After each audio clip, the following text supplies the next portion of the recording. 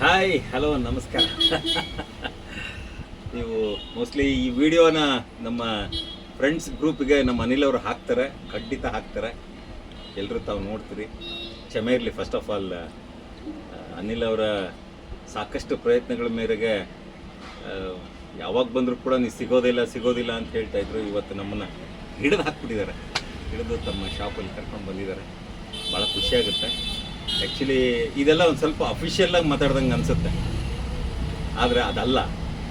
ಅನಿಲ್ ನಾವೆಲ್ಲ, ನೀವು ಸ್ನೇಹಿತರು ಎಲ್ಲ ಜೊತೆಗೆ ಓದ್ದವ್ರು ನಾವು ನೀವೆಲ್ಲ.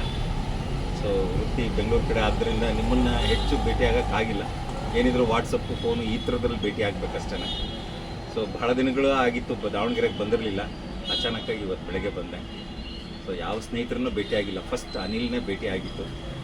ಸೊ ಅನಿಲ್ ಅವರು ಒಂದು ಮಸಾಲ ಮಿರ್ಚಿ ತಿನ್ನಿಸಿದ್ರು, ಭಾಳ ಖುಷಿಯಾಯಿತು. ದಾವಣಗೆರೆ ಮಿರ್ಚಿ ಅದೊಂಥರ ಹಗಲ್ಗನಸು ಅಂತಾರಲ್ಲ ಬೆಂಗಳೂರಿನವ್ರಿಗೆ, ಹಂಗಾಗಿದೆ. ಸೊ ಭಾಳ ಖುಷಿಯಾಯಿತು. ಆಮೇಲೆ ಜೊತೆಗೆ ಒಂದು ಟೀ ಕುಡಿದ್ವಿ. ಈಗ ತಾನೇ ಬಸಣ್ಣವ್ರು ಬಂದಿದ್ರು, ಅವ್ರ ಜೊತೆ ಮಾತಾಡಿದ್ವಿ.